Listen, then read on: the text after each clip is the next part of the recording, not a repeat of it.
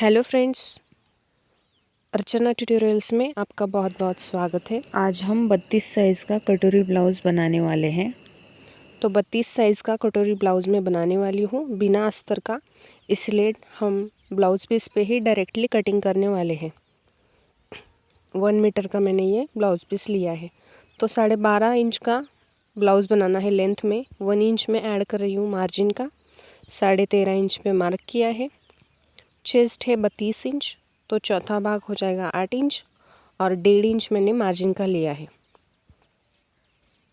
आप चाहे तो 2 इंच मार्जिन भी रख सकते हैं सिलाई में।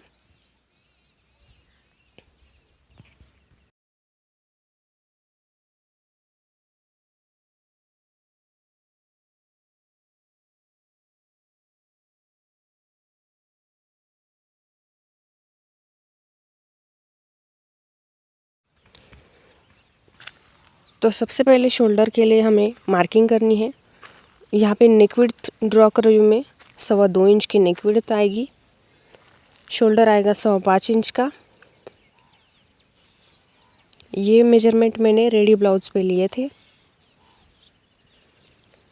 आर्म होल्स आएंगे 5.5 इंच। 32 साइज के ये मेजरमेंट है।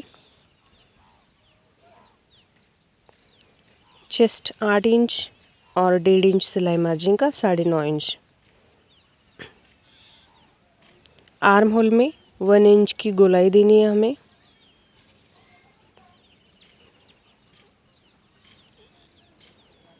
इस तरह से आर्म होल में गोलाई दे देनी है।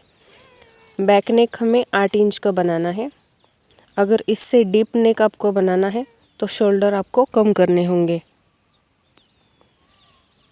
अपनी पसंद से आप नेक की शेप ड्रॉ कर सकते हैं। मैंने राउंड नेक बनाया है।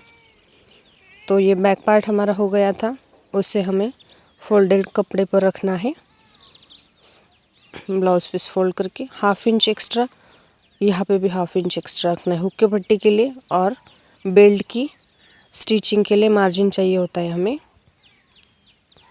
तो इसलिए फ्रंट हमेशा 1/2 इंच एक्स्ट्रा लेना होता है। आर्म होल को मैं कट कर देती हूँ ताकि चारों ओर से मार्किंग करने में हमें आसानी होगी।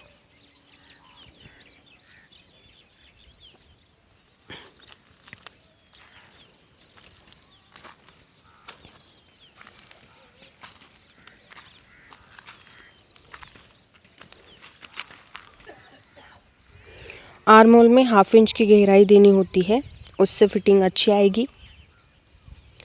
फ्रंट का नेक हमें 5.5 इंच का बनाना है। आप चाहिए तो कम ज़्यादा कर सकते हैं।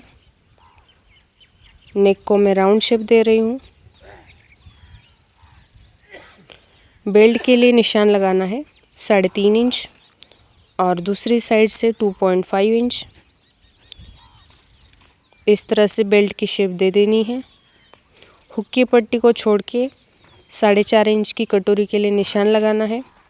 यह 32 साइज़ का कटोरी ब्लाउज़ है, तो 4.5 इंच की कटोरी यहाँ पे फिट हो जाएगी।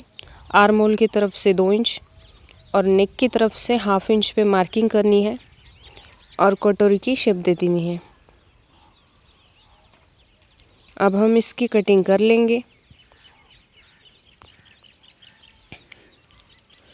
फ्रेंड्स, अगर आप मेरे चैनल पे नए आए हैं और अगर आपको आगे भी ऐसे ही कटोरी ब्लाउज़ की कटिंग और स्टिचिंग के वीडियोस देखने हैं तो आप मुझे कमेंट करके बताइए और चैनल को सब्सक्राइब कर दीजिए। वीडियो को लाइक कर दीजिएगा। आपके एक लाइक से हमें मोटिवेशन मिलता है कि और भी हम अच्छे अच्छे वीडियोस बनाएं। अंदर वाली आर्म होल को हम कट करेंगे।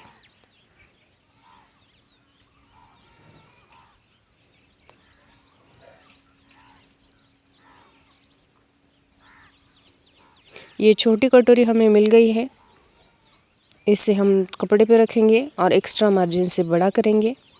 ये कटोरी हम एज इट इज़ ब्लाउज़ में अटैच नहीं कर सकते, मार्जिन देके बड़ा नहीं होता है। यहाँ से 1 इंच बॉटम की तरफ से और मार्जिन बढ़ाते हुए जाएंगे। दूसरी तरफ भी बॉटम की तरफ मार्जिन बढ़ाते हुए जाना है 1 इंच का, इस तरह से।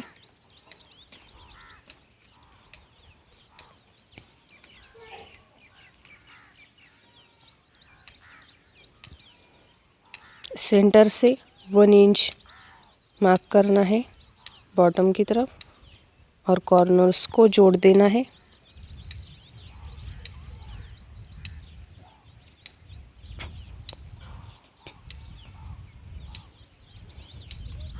तो कटोरी हमें मिल गई है, इससे हम कट कर लेंगे।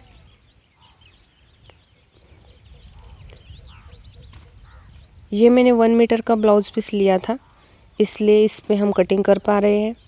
अगर 80 सेंटीमीटर्स का ही होता तो हमें पहले पेपर कटिंग करनी पड़ती। आर्म होल्स को हम मेजर करना है। सिलाई मार्जिन छोड़ देंगे 1.5 इंच, यहाँ से 1/2 इंच छोड़ देंगे और बीच में जितना पार्ट है उसे हम मेजर करेंगे, गिन लेंगे कितनी लंबाई है। स्लीव्स में हमें ये चाहिए होगी, तो 7 इंच आ गया है आर्म होल। स्लीव्स की कटिंग के वक्त हमें ये मेजरमेंट चाहिए होता है। तो 4 फोल्ड कर लिया है ब्लाउज पीस।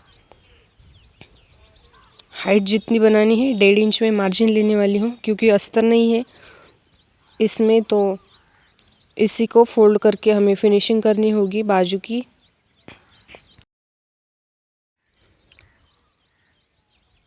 तो 2 इंच से डाउन कर दिया है। 2 इंच प्लस 1.5 इंच हमें सिलाई मार्जिन का लेना है। स्लीव्स की शेप दे देनी है।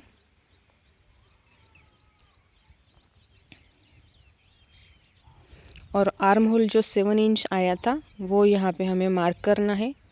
7 इंच प्लस 1.5 इंच सिलाई मार्जिन का लेना है।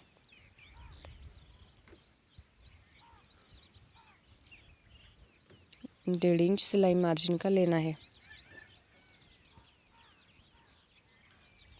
आर्म की राउंड शेप 9 इंच थी, तो हाफ कर दी 4.5 इंच और प्लस 1.5 इंच सिलाई मार्जिन का।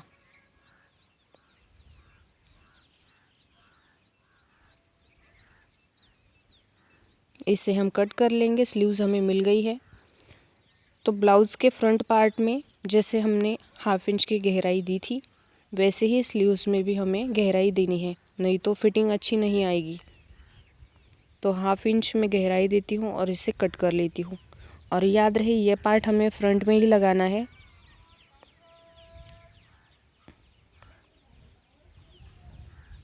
अगर आप ये गहराई नहीं देते तो बाजू में झोल आ जाता है।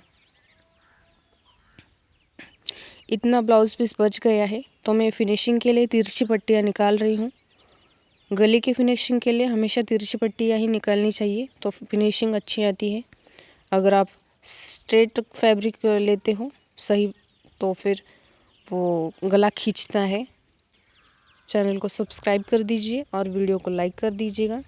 नोटिफिकेशन बेल ऑन कर दे, ताकि मैं जब जब वीडियो बनाऊँ आपको नोटिफिकेशन मिलता रहे।